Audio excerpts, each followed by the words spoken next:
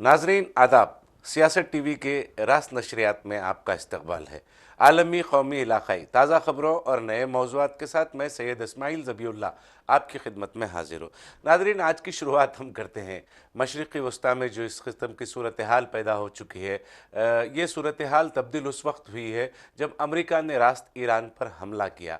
Iran पर जो हमला अमेरिका ने किया है, 3 जौहरी तनसीबात को ईरान के अमेरिका ने निशाना बनाया है, जिसके बाद हालात कशीदा हो गए हैं। क्योंकि इसराइल और ईरान के दरमाबैन जो जंग चल रही थी, वो जंग ने एक नया रुख इख्तियार कर लिया है।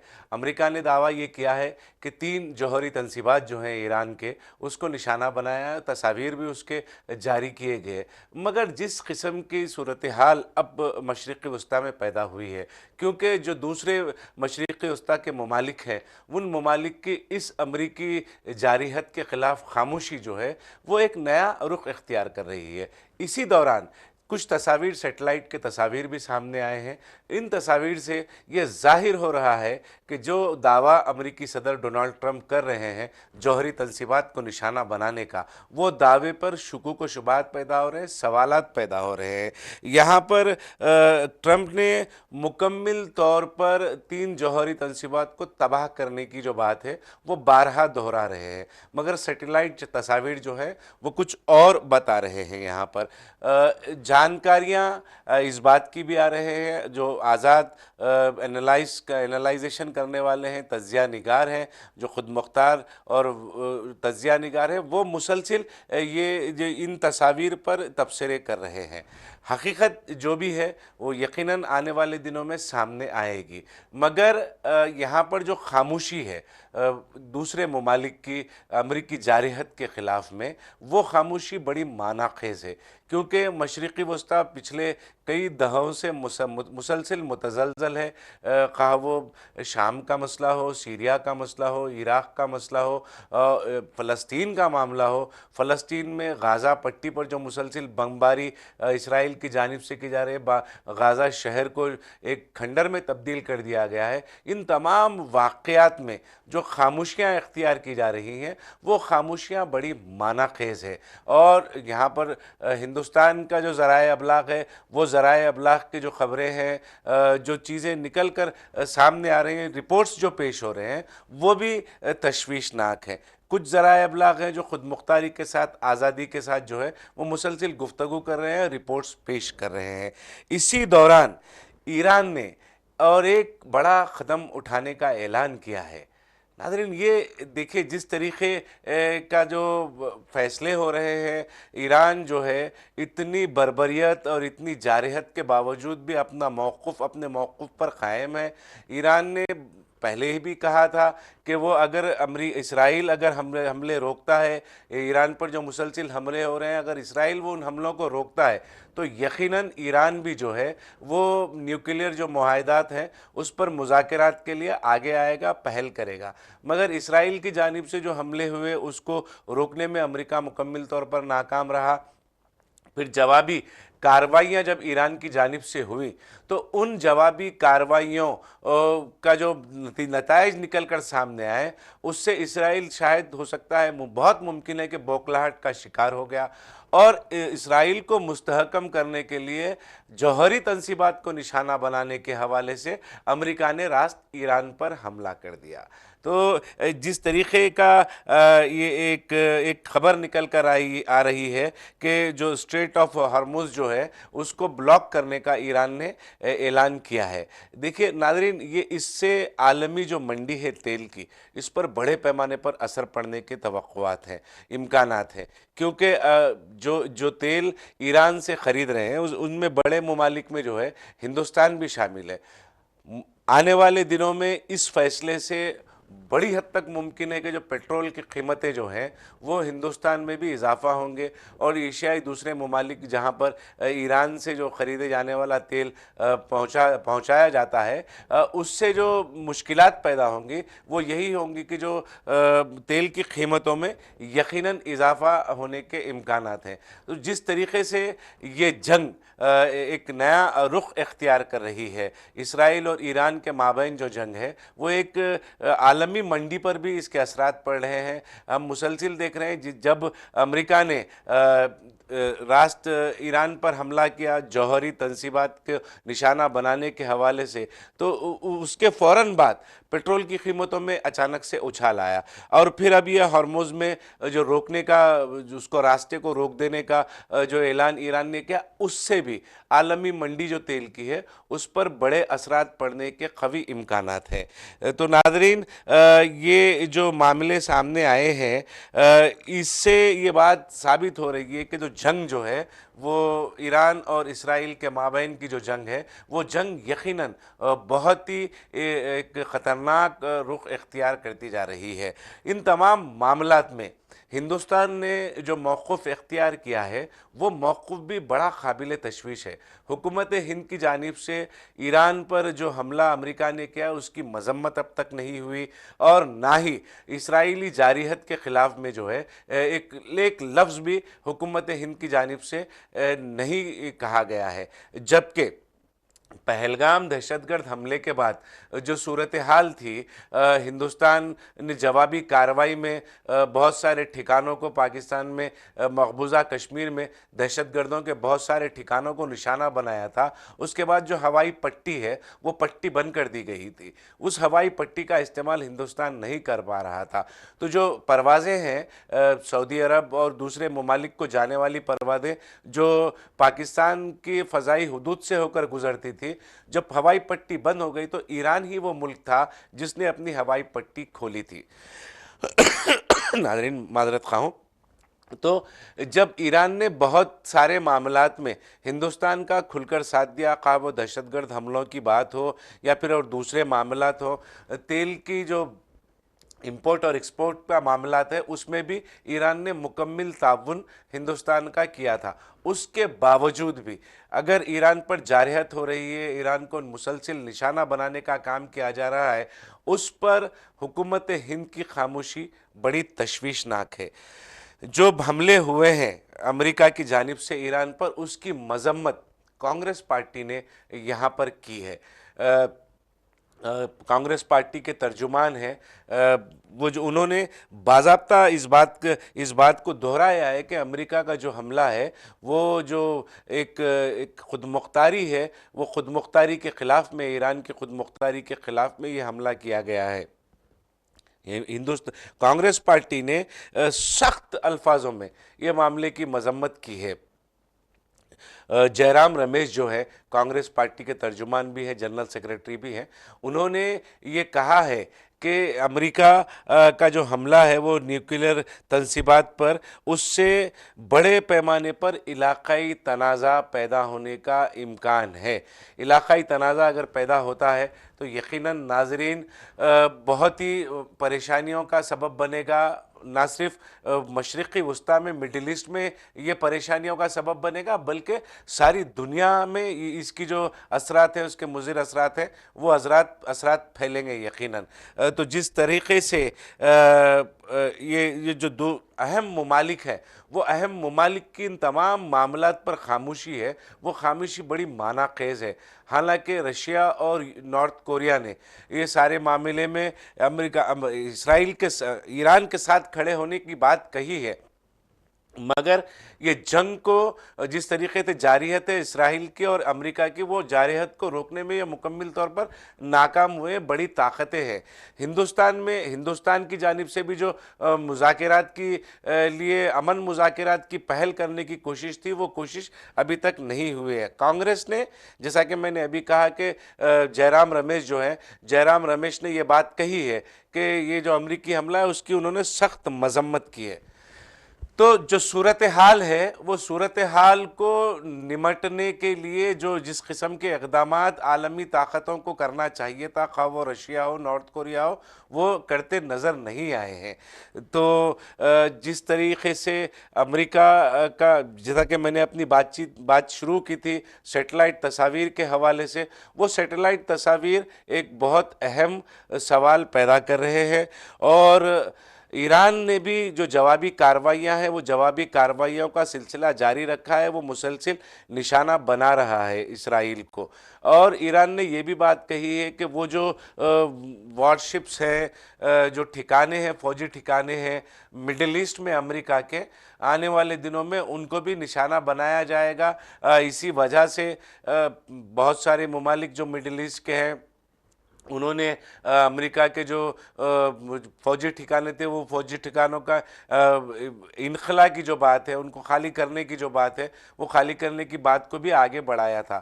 یہاں پر یہ تمام سارے معاملات میں مڈل ایسٹ کی جو جنگ ہے، ایران اور اسرائیل کے مابین جو جنگ ہے، وہ سارے معاملات میں اقوام متحدہ کا جو رول ہونا چاہیے تھا، اقوام متحدہ جو امن کے اپنے آپ کو علم بردار کہتے ہیں، اقوام متحدہ پوری طریقے سے یہاں پر ناکام دکھائی دے رہا ہے۔ حالانکہ پاکستان، رشیا اور چائنا نے ایک قرارداد کے لیے پہل کی ہے، قرارداد کو موو کے آگے بڑھایا ہے۔ امن کے معاملے میں یہ اقوام متحدہ کی جو جنرل باڈی اجلاس ہوتا ہے، وہ امیڈیٹلی فوری طور پر ایک جنرل باڈی اجلاس طلب کرنے کی بھی مانگ جو ہے ان ممالک نے کی ہے۔ حالانکہ شاید جنرل باڈی اجلاس ہوگا اور وہ قراردادیں منظور ہوں گی، مگر ان قراردادوں پر عمل آوری جو ہے وہ اقوام متحدہ کس حد تک کرانے میں کامیاب ہوتا ہے، یہ بڑی اہم بات ثابت ہوگی۔ تو یہ صورتحال جو ہے یہ عالمی صورتحال تھی۔ ایران اور اسرائیل کے مابین جنگ کے جو معاملات ہیں، وہ جنگ کے معاملات کے حوالے سے یہ صورتحال تھی۔ ہم رخ کرتے ہیں ہندوستان کی جانب، جہاں پر ایک واقعہ، موب لنچنگ کا واقعہ پیش آیا۔ ایک 37 سالہ نوجوان کو اتر پردیش کے باغپت میں چلتی ٹرین میں بے رحمی سے پیٹا گیا، جس کی وجہ سے اس کی موت ہو گئی۔ یہ جو جس نوجوان کی جو شناخت ہے وہ دیپک یادو کے حیثیت سے ہوئی، جو دلی سے سہارنپور کی جو جانے والی پیسنجر ٹرین ہے، وہ پیسنجر ٹرین میں یہ نوجوان سفر کر رہا تھا۔ ناظرین، ہم کس طرف ہمارا معاشرہ، ہندوستانی معاشرہ کس طرف رخ اختیار کر رہا ہے، یہ ہمیں سوچنے کی ضرورت ہے۔ یہ نوجوان کو صرف اس لیے مار دیا گیا کہ سیٹ جو ہے، بیٹھنے کی جو جگہ ہوتی ہے ٹرین میں، اس میں تنازع ہوا، اس پر بیٹھنے کی سیٹ پر تنازع ہوا، اور ایک نوجوان کو 37 سالہ ایک شخص کو بے رحمی سے اس قدر پیٹا گیا کہ اس کی موت واقع ہو گئی۔ تو یہ قابل تشویش بات ہے۔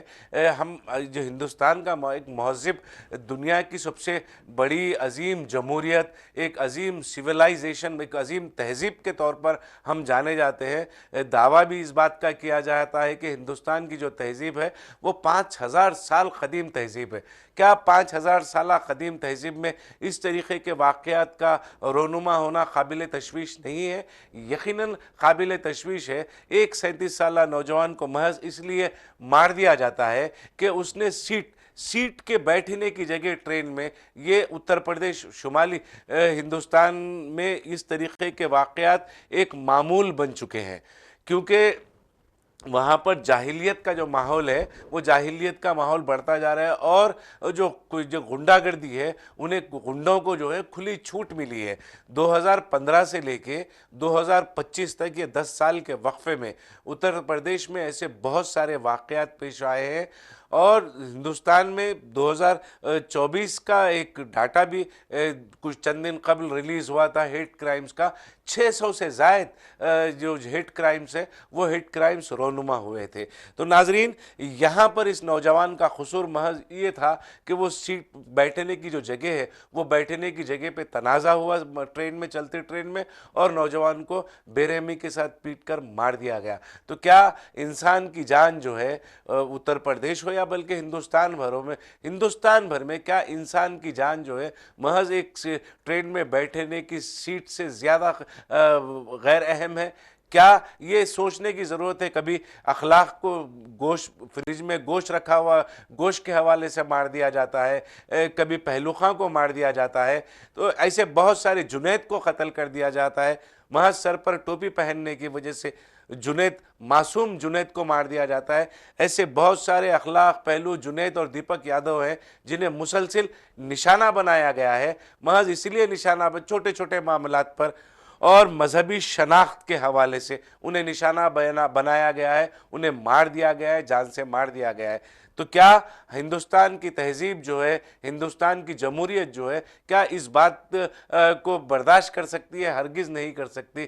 امن جو ہے، یقیناً آپ اگر تشدد اختیار کرتے ہیں، یہ ایک سوچنے کا اور لمحے فکر کی وقت ہے حکومت ہند کے لیے، حکومت اتر پردیش کے لیے، اور بلکہ ہندوستان کی تمام ریاستی حکومتوں کے لیے ایک لمحے فکر ہے۔ اگر ہم فرقہ پرستی کو بڑھاوا دیں گے تو یہ بہت ممکن ہے کہ آنے والے دنوں میں جو دہشت گردی ہے، اس طریقے کی جو دہشت گردی ہے، وہ فروغ پائے گی، وہ پروان چڑھے گی۔ ہم ہمارے پڑوسی ممالک میں دیکھتے ہیں جہاں پر تشدد عام بات ہے، لوگوں کو مذہب کے نام پر، فرقے کے نام پر، ذات پات کے نام پر قتل کر دیا جاتا ہے، مساجد کو نشانہ بنایا جاتا ہے، مساجد کو بم دھماکوں سے اڑا دیا جاتا ہے۔ تو اس طریقے کے واقعات ہمارے پڑوسی ممالک میں مسلسل رونما ہو رہے ہیں۔ تو ہمیں یہ لمحے فکر ہمارے لیے، ہمیں یہ سوچنے کی ضرورت ہے، کیا ہندوستان میں اس طریقے سے فرقہ پرستی کو پروان چڑھایا جائے گا، تشدد کو فروغ دیا جائے گا، غنڈہ گردی کو بڑھاوا دیا جائے گا؟ تو یہ تمام چیزیں مل کر کیا آنے والے دنوں میں ایک نئے حالات کو ہندوستان میں کہیں پیدا نہ کر دے؟ تو ان تمام چیزوں کو روکنے کے لیے ضروری ہے کہ مرکزی حکومت اور ریاستی حکومتیں سخت اقدامات اٹھائے، نئے قوانین بنائے، ایسے قوانین بنائے جس سے نہ صرف فرقہ پرستوں کی روح کانپ جائے، بلکہ تشدد اور غنڈہ گردی کرنے والے جو لوگ ہوتے ہیں وہ بھی سمجھ جائیں۔ تو ناظرین، دیکھیے آپ، ہندوستان کی تہذیب کی جب ہم بات کر رہے ہیں، ہندوستان کی سویلائزیشن کی جب ہم بات کر رہے ہیں، تو ہندوستان کی تہذیب اور سویلائزیشن میں ایک بڑا انقلاب برپا کرنے والی شخصیت جو ہے وہ ڈاکٹر بھیم راؤ امبیڈکر ہے۔ ڈاکٹر بھیم راؤ امبیڈکر نے اپنے جو مسودہ تھا ہندوستان کے آئین کا، وہ مسودے میں تمام طبقات، تمام اقوام، تمام جو لوگ ہیں، تمام ذات پات سے جڑے ہوئے جو لوگ ہیں، ان تمام کو مساویانہ حقوق کے لیے انہوں نے پیروی کی تھی۔ مگر ہم دیکھ رہے ہیں کہ پچھلے کئی سالوں سے ذات پات کے نام پر، چھوت اچھوت کے نام پر جو ہے پسماندہ اور انتہائی پسماندہ، درجہ فہرست پسماندہ طبقات کو مسلسل نشانہ بنایا جاتا رہا ہے۔ جد و جہد ہوئی، لڑائی ہوئی، تعلیم سے یہ پسماندہ طبقات لوگ جڑنے کے بعد جو حالات ہیں پھر کچھ تبدیل ہوئے، مگر آج بھی کچھ ذہنیت ایسی ہے کہ وہ پسماندگی کا شکار طبقات کو، ان کے حوصلوں کو پست کرنے کا جو ہے مسلسل کام کیا جاتا رہا ہے۔ انڈیگو کا ایک واقعہ ہے۔ انڈیگو جو فلائٹ ہے، ایک پرواز ہوائی جہاز کی کمپنی ہے، اس میں جو ٹرینی پائلٹس ہوتے ہیں، وہ ٹرینی پائلٹس کے ساتھ سینئر پائلٹس نے یہ حرکت کی ہے کہ جو ٹرینی ہے، جو تربیت حاصل کر رہے ہیں، انہیں یہ کہا جا رہا ہے کہ تم کچھ نہیں کر سکتے، جاؤ اور چپل سیو۔ تم یہ دیکھیے کتنی معیوب بات ہے، اگر آپ اپنے ٹرینی پائلٹس کے ساتھ اس طریقے کا سلوک اختیار کر رہے ہیں۔ انڈیگو جو کمپنی ہے، اس کے جو سینئر پائلٹس ہیں، سینئر پائلٹ اپنے جونیئر جو ٹرینی ہے، جو تربیت حاصل کر رہے ہیں، انہیں یہ کہہ رہا ہے کہ جاؤ اور چپل سیو۔ تو آپ سوچو کیا مانسکتا ہے، کیا ذہنیت ہے، کیا سوچ ہے۔ اس سوچ کے ساتھ کیا ہماری جو جمہوریت ہے، ہندوستان دنیا کی عظیم جمہوریت، کیا ہم اس کا نام روشن کر رہے ہیں؟ کیا آج بھی وہ جو مائنڈ سیٹ ہے، مانسکتا ہے، آپ کا جو ذہن ہے، وہ ذہن تبدیل نہیں ہوا ہے؟ کیونکہ ہم ترقی کریں، دنیا چاند پر جا رہی ہے، مگر آج بھی اس طریقے کا جو رویہ اختیار ہم کیے ہوئے ہیں، تو کیا ہم دنیا کے ترقی یافتہ ممالک میں شمار کرنے کے لیے اہل ہیں؟ یہ سوچنے کی ضرورت ہے۔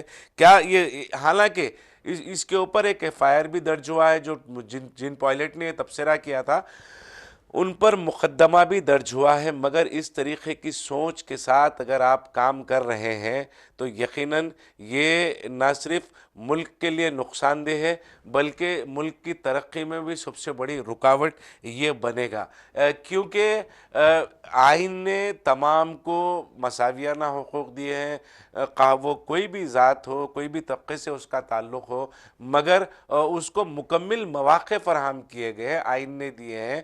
وہ تعلیم حاصل کرنے کے بعد ایک مقام پر پہنچا ایک نوجوان، خواہ وہ ایس سی ہو، ایس ٹی ہو یا او بی سی ہو، کوئی بھی طبقے سے اس کا تعلق ہو، کوئی بھی ذات سے اس کا تعلق ہو، اس نے تعلیم حاصل کرنے کے بعد ایک مقام تک رسائی کی ہے۔ اس مقام پر پہنچنے کے بعد اگر اس سے یہ کہا جا رہا ہے کہ تم کچھ نہیں کر سکتے، تم کچھ نہیں سکتے، کہ جاؤ اور چپل سیو، اس طریقے کا فقرہ اگر کسا جا رہا ہے تو یقیناً اس کے جو حوصلے ہیں وہ کمزور ہوں گے، اور وہ جو ہے، اور آپ جس نے یہ کہا ہے وہ آئین کی خلاف ورزی کر رہے ہیں۔ بابا صاحب بھیم راؤ امبیڈکر کے بنے ہوئے دستور کی مکمل طور پر وہ خلاف ورزی کر رہے ہیں۔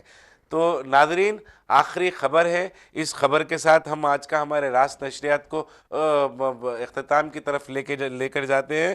بی آر ایس گورنمنٹ میں 650 جو لوگ ہیں ان کے فون کو ٹیپ کیا گیا ہے۔